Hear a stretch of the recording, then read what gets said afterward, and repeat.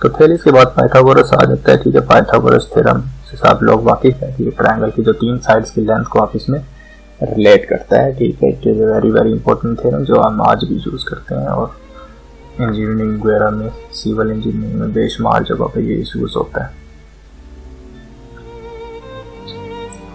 Pythagoras ने जो effect डाला है वो इतना स्ट्रॉन्ग इफेक्ट है। कभी कभी ऐसा होता है कि जो चीज हम प्रूफ नहीं कर सकते उसका इफेक्ट ज्यादा स्ट्रॉन्ग होता है बजाय इसके कि जो चीज हम प्रूफ कर देते हैं उसके इफेक्ट के। जो पाइथागोरस के डे थे, जो ग्रीक्स लोग थे, वो सिर्फ रैशनल नंबर की हद तक वाकिफ थे, ना उनको नेगेटिव नंबर्स का पता था। ठीक है, दे नो ओनली 1 2 3 4 5 6 एंड जो फ्रैक्शंस में नंबर्स होते हैं। ठीक है, जैसे एक चीज को अगर हाफ कर दिया जाए तो हम इसको 1/2 कह देते हैं, उसके अगर 3 पार्ट्स कर दिए जाए तो 1/3 कह देंगे, 4 पार्ट्स कर दिए जाए 1/4 कह देंगे उसे। तो ये रैशनल नंबर्स हैं। ठीक है, वो लेंथ्स को इसी तरह कंपेयर करते हैं। मिसाल के तौर पे अब 2 लेंथ्स हैं आपके सामने। ठीक है, तो वो एक ये लेंथ है और एक ये लेंथ है, तो वो ये सिंपल ये कहेंगे कि ये इसकी लेंथ इसका हाफ है। मतलब इनकी जो लेंथ में रेशो कितनी है, 1:2। इसीलिए हमारे पास ये क्या है कि रैशनल नंबर है। तो जो पाइथागोरस था वो ये मानता था कि जो जितनी लेंथ्स होती हैं आपके पास, मेजरमेंट्स होती हैं, लेंथ्स होती हैं, वो सारी की सारी हम रैशनल नंबर से जाहिर कर सकते हैं। ये इसका एक बड़ा स्ट्रॉन्ग बिलीफ था। लेकिन मसला आ गया, एक मसला ये आया, लेकिन यहाँ पे एक बड़ी इंपॉर्टेंट बात लिखी, नंबर स्क्वायर रूट 2। अब स्क्वायर रूट 2 हमारे पास क्या बात है ये भी देख लेते हैं।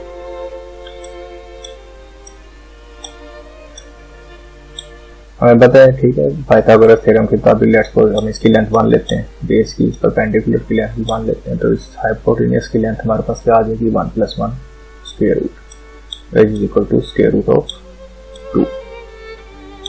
अब ये स्क्वायर रूट 2 जो है वो हमारे पास इस साइड की लेंथ आ गई। क्या ये हमने पढ़ा होगा कि स्क्वायर रूट 2 हम इसको p ओवर q की फॉर्म में करके प्रूव करते हैं कि स्क्वायर रूट 2 जो है हमारे पास एक इरेशनल नंबर होता है। इरेशनल से मुराद ये होता है कि आप इसको p ओवर q की फॉर्म में नहीं लिख सकते। तो जब उसने पाइथागोरस ने इसको लिखने की कोशिश की p ओवर q की फॉर्म में, तो वो भी कामयाब ना हो। तब वो इसको नंबर को इरेशनल उन्होंने नाम दे दिया। एक गैर अकली सा नंबर है, मतलब एक ऐसा नंबर है कि जिसकी उनको समझ नहीं आती कि ये क्या हो गया हमारे साथ। तो अगर हर लेंथ को हम रेशो में शो कर सकते हैं तो इस लेंथ को हम क्यों नहीं कर सकते, किसी भी रेशो में जाहिर करना हम क्यों नहीं कर सकते। तो यहाँ पे काफी ज्यादा एक्चुअली इरेशनल नंबर्स आने शुरू हो गए थे, लेकिन जो ग्रीक्स का फोकस इतना ज्यादा ये चीज रही नहीं। इरेशनल नंबर्स के जो मामला ये काफी बाद में 20वीं सेंचुरी में आके सॉल्व हुआ, मतलब अप टू तकरीबन 2000 साल तक। ठीक है, ये चलता रहा मसला ये जो स्क्वायर रूट हुए ये किस टाइप का नंबर है। तो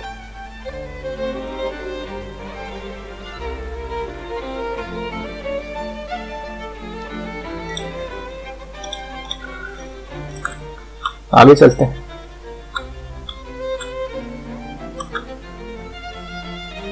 The number square root 2 is an irrational number. The discrete proved that the Pythagoras idea that everything could be represented by whole number ratios is false, a fact that they supposedly tried to keep a secret.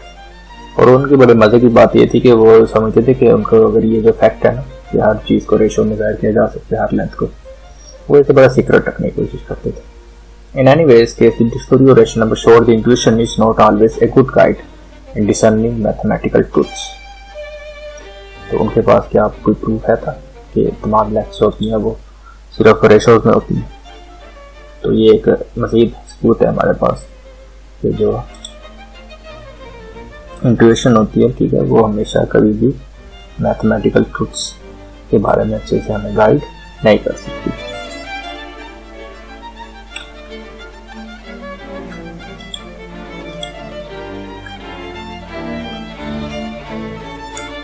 उसके बाद geometry method से यहाँ पे Euclid के पास आ जाती है geometry, और Euclid क्या कमाल बंदा था। अच्छा, यहाँ पे एक और प्रॉब्लम भी आ गया, और वो प्रॉब्लम भी इसमें इरेशनल, बल्कि पाई से रिलेटेड था। Pi is also an irrational number. ऐसे तो पाई को ट्रांसेंडेंटल नंबर कहा जाता है, और जो ट्रांसेंडेंटल नंबर होता है तो ये जरा सा डिफरेंट होता है स्क्वायर रूट 2 जैसे नंबर से। स्क्वायर रूट 2 की इरेशनैलिटी के बाद जो दूसरा एक अहम मसला ग्रीक्स को दरपेश था वो ये था कि वो किसी एंगल को 3 बराबर हिस्सों में तकसीम नहीं कर पा रहे थे। जैसे यहाँ पे लिखा होगा, given an arbitrary angle divide it into 3 equal parts using only a straight edge and a compass. और इसी कंडीशन ये थी कि यह सिर्फ और सिर्फ स्ट्रेट एज यानी कि एक स्केल को और एक कंपास को इस्तेमाल करते हुए ये काम करना था। लेकिन ये ग्रीक्स के लिए एक बड़ा मुश्किल काम था कि वो इसको सार अंजाम नहीं दे पा रहे थे।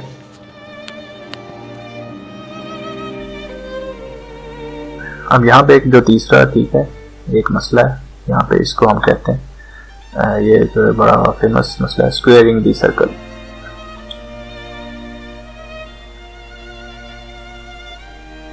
Given a circle and using only a straight edge and compass construct a circle with the same area as the given circle। आपको एक सर्कल दिया गया है, सर्कल का एरिया होता है पाई आर स्क्वायर होता है, pi is an irrational number. आप वो कहते हैं कि आप उस सर्कल के एरिया के बराबर का कोई स्क्वायर कभी भी नहीं बना सकते। तो मिसाल के तौर पे जैसे हम कहते हैं कि आपके पास एक स्क्वायर है, इसकी ये साइड भी 5 है और ये साइड इसकी 5 करते हैं, और इजी कर लेते हैं।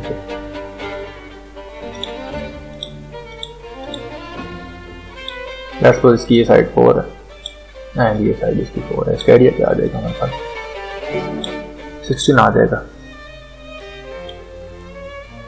अब हमने इस 16 एरिया का एक रेक्टेंगल बनाना है, तो हम क्या करेंगे, इसको हम 2 रख सकते हैं, इसको 8 रख सकते हैं, ये 2 4 16 होता है, तो हमारे पास सेम एरिया का एक रेक्टेंगल बन गया। लेकिन अगर आपको कोई भी सर्कल दिया गया, या लेट्स सपोज आपकी स्क्वायर, स्क्वायर क्या है, इसकी लाइन कितनी 16 है, आपने 16 एरिया का सर्कल बनाना, तो आप लोग नहीं बना सकते। ठीक है, दिस इज ये तो चीज, ये प्रॉब्लम स्क्वेयरिंग दी सर्कल। या अगर आपको सर्कल दिया गया किसी भी एरिया का, मिसाल के तौर पे इसका रेडियस अगर 1 है, तो इसका एरिया क्या बन जाएगा, पाई बन जाएगा, पाई आर स्क्वायर से पाई बन जाएगा। तो आपने अब ये पाई एरिया का स्क्वायर बनाना है, तो पाई एरिया का स्क्वायर बनाने के लिए हमें मैथमेटिकली अगर देखा जाए तो क्या करना पड़ेगा, यहाँ पे स्क्वायर रूट ऑफ पाई करना पड़ेगा। इसकी लेंथ और विड्थ सेम होती है, और यहाँ पे भी स्क्वायर रूट ऑफ पाई, ये दोनों मल्टीप्लाई होकर क्या एरिया देता है, pi. Square root of pi multiply है स्क्वायर रूट ऑफ पाई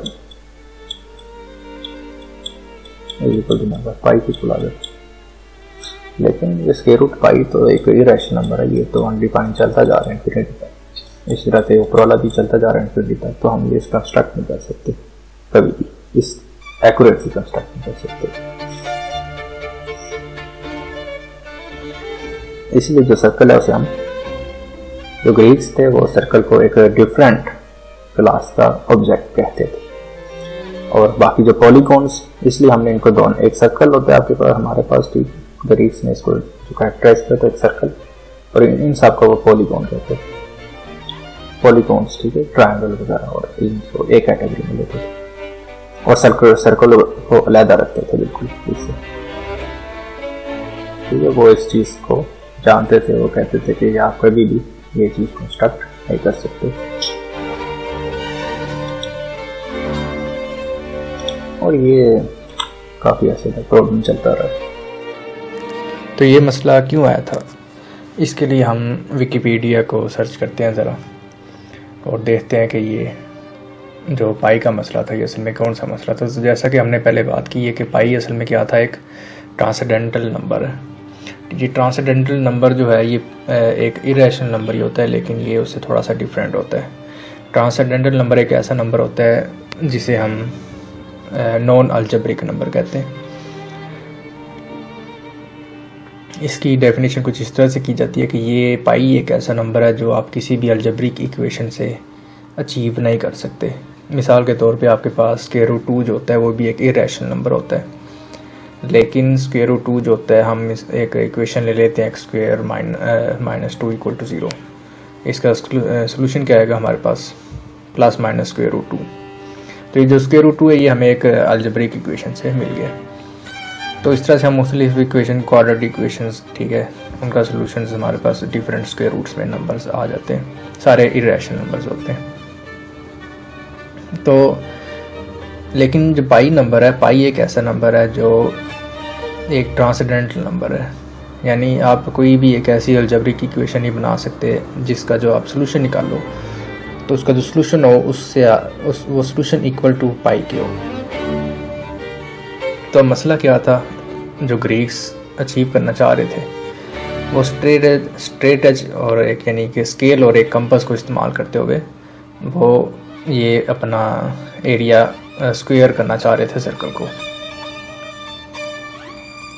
तो हम यहाँ पे देख सकते हैं विकिपीडिया के ऊपर कि ये चीज़ प्रूव कब हुई, 1882 में, कि ये चीज़ इम्पॉसिबल है।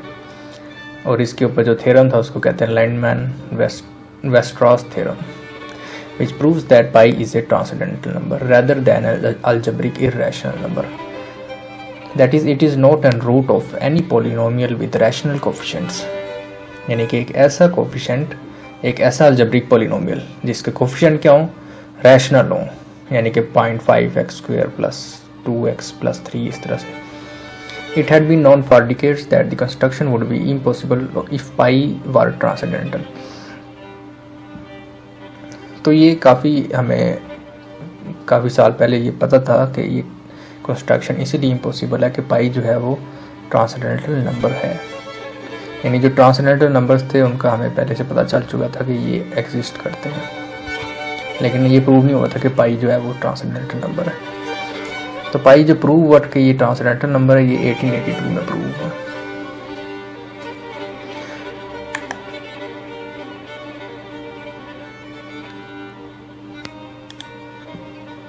तो इसमें अब असल में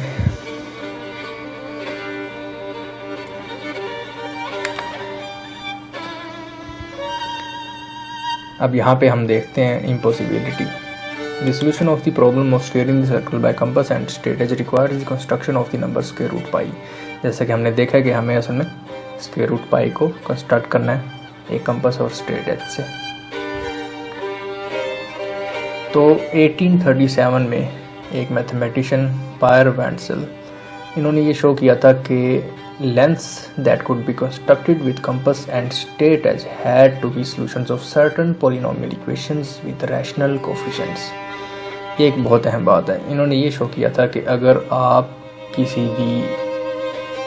कोई भी ज्योमेट्रिकल फिगर बनाना चाहते हो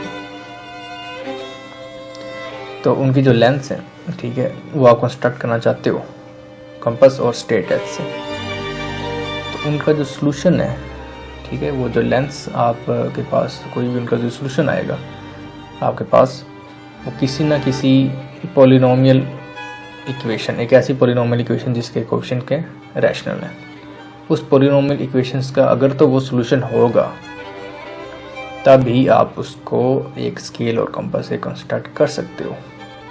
अगर वो उस किसी पॉलिनोमियल इक्वेशन का सॉल्यूशन नहीं है वो लेंथ, तो आप उस लेंथ को कंपास और स्ट्रेट एज से कंस्ट्रक्ट नहीं कर सकते। तो क्योंकि पाई जो है वो एक नॉन अलजेब्रिक नंबर है, ये किसी भी रैशनल पॉलिनोमियल का सॉल्यूशन नहीं है, ठीक है। तो ये बाद में 1882 में जाके प्रूव हुआ कि पाई क्या एक ट्रांसेंडेंटल नंबर है, ये किसी भी रैशनल पॉलिनोमियल का सॉल्यूशन नहीं है। तो इसीलिए हम स्ट्रेट एज और कंपास से कोई भी ऐसी लेंथ हम ड्रा नहीं कर सकते कि वो लेंथ किसके इक्वल हो, पाई के इक्वल हो। तो जाहिर है कि अगर हम पाई की इक्वल लेंथ कोई ऐसी ड्रा नहीं कर सकते तो स्क्वायर रूट पाई जो है वो भी हम ड्रा नहीं कर सकते। इसी वजह से एक ऐसा सर्कल जिसका एरिया पाई के इक्वल है उसको जब हमने स्क्वायर में कन्वर्ट किया तो स्क्वायर की लेंथ बनी स्क्वायर रूट पाई। तो स्क्वायर रूट पाई तो हम कंपास और उससे नहीं ड्रा कर सकते स्केल से, तो इसीलिए ये इम्पॉसिबल है, इट इज़ मैथमेटिकली इम्पॉसिबल। हाँ, डिफरेंट वेज हो सकते हैं हम, और बहुत सारे तरीके हैं, ठीक है, कि जिनके साथ हम ये कर सकते हैं काम। लेकिन अगर हम सिर्फ ये चाहें कि हम कंपास से ये काम करें, ठीक है, या स्केल के थ्रू, तो ये इम्पॉसिबल है। तो ये बड़ी एक अहम प्रॉब्लम था, ठीक है, जो हमने ये तीनों प्रॉब्लम जो है काफ़ी इम्पोर्टेंट प्रॉब्लम है। इन तीनों प्रॉब्लम्स की वजह से मैथ के अंदर काफ़ी ज़्यादा प्रोग्रेस हुई है रिसेंट ईयर्स में। पिछले जो कुछ 300 से 400 ईयर्स में जो मैथ के अंदर प्रोग्रेस हुई है वो काफ़ी ज़्यादा इन्फ्लुएंस है इन तीनों प्रॉब्लम से।